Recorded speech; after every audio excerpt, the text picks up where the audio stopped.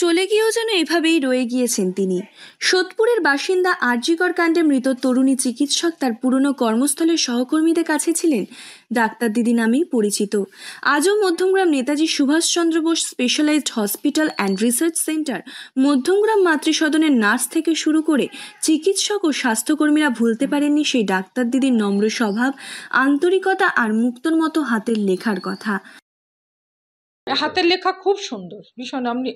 এমনি ন্যাচারালি আমরা দেখি ডক্টরদের হাতের লেখা স্বাভাবিক মানে ভালো হয় না, পড়তে অসুবিধা হয়, কিন্তু ওনার হাতের লেখা নো ডাউট খুব ভালো ছিল, একদম মুক্তোর মতন। খুব সুন্দর হাতের লেখা ছিল, কোনো অসুবিধা হতো না। উনি যে ডাক্তারি যে প্রেসক্রাইব করতেন সেটা যথেষ্টভাবে আমরা পড়তে পারতাম, কোনো অসুবিধা হতো না।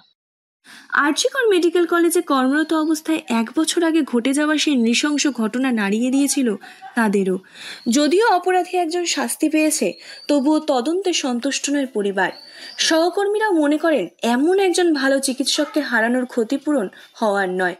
মধ্যমগ্রাম মাতৃসদনে আরএমও হিসেবে কর্মরত ছিলেন নৃশংস হত্যার শিকার হওয়া তরুণী চিকিৎসক। ওয়ার্ড মাস্টার সুশান্ত পাল জানান, একজন চিকিৎসক হিসেবে ওনার দায়িত্ববোধ ছিল আলাদা মাত্রার। হ্যান্ড ওভার, টেক ওভার সবকিছু অত্যন্ত যত্নের সঙ্গে করতেন। কখনো 12 ঘন্টা, কখনো টানা 24 ঘন্টাও চিকিৎসা পরিষেবা দিয়েছেন। এটা তো অবভিয়াসলি খারাপ লাগবেই যে দীর্ঘদিন আমাদের সাথে কাজ করে গেছে, তার এরকম একটা দুর্ঘটনা ঘটেছে। দায়িত্ব সহকারে তিনি সব কাজ করতেন এবং অন্য ডাক্তার না আসা পর্যন্ত তিনি যেতেন না। হ্যান্ড ওভার, টেক ওভারটা উনি একটা খুব সিনসিয়ারভাবেই দেখতেন। 24 ঘন্টাও করে, কোনো সময় 12 ঘন্টাও করতেন, ডে নাইট পড়তো উনি করতেন। রোগীদের সাথে ব্যবহার উনি যথেষ্ট ভালোই করতেন। ওনার সম্পর্কে ডক্টরের পরিষেবা নিয়ে কোনো আমাদের অভিযোগ নেই। মানে সঠিক বিচার, ন্যায্য বিচারটা যেন তিলোত্তমা পায়। তদন্ত মাঝপথে থেমে গিয়েছে। হাসপাতালের আইসিইউ থেকে গাইনো ও এমার্জেন্সি সব ক্ষেত্রেই পরিষেবা দিয়েছেন ওই তরুণী চিকিৎসক। নার্স মঞ্জুরি দত্তধর স্মৃতিচারণা করে বলেন, চিকিৎসক হয়েও রোগী ও সহকর্মীদের সঙ্গে মিশতেন সহজভাবে। নানা প্রতিকূলতার মাঝেও করোনাকালে ওনার চিকিৎসা পরিষেবা দেখে সকলেই মুগ্ধ হয়েছেন। এমনি ভীষণই ভালো ছিল। আইসিইউ ওয়ার্ডে উনি কাজ করতেন, তবে পেশেন্টের যত্ন নেওয়া এবং ওনার যে ডাক্তারি বিদ্যা যথেষ্ট ভালো ছিল। ওনার সাথে আমরা দীর্ঘ অনেক দিন কাজ করেছি। উনি এক কথায় নো ডাউট উনি ভালো ডাক্তার ছিলেন। শুধু ডাক্তার হিসেবে না, মানুষ হিসেবেও উনি খুব ভালো ছিলেন। আমাদের সাথে প্রচণ্ডভাবে কোঅপারেটিভভাবে কাজ করতেন উনি। করোনার সময় আমরা একসাথে কাজ করেছি এবং একই সাথে আমরা আসতাম এবং যেতাম। হ্যাঁ, করোনার সময় মানে খুব ভালোভাবেই উনি আর কি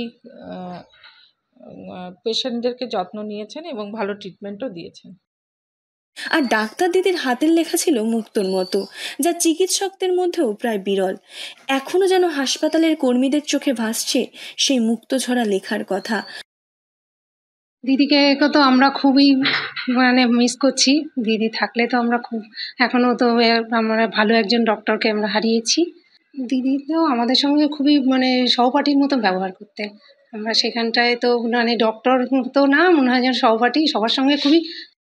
হাসপাতালের কর্মীরা বলছেন যে তরুণী চিকিৎসক এখান থেকেই চিকিৎসক জীবনের সূচনা করেছিলেন। তিনি আজ আর নেই। তার অবদান, নিষ্ঠা আর হাসি মাখা ব্যবহার এই হাসপাতালের স্মৃতিতে যেন থেকে যাবে অমলিন। উত্তর 24 পরগনা থেকে রুদ্র নারায়ণ রায়ের রিপোর্ট, লোকাল 18 বাংলা।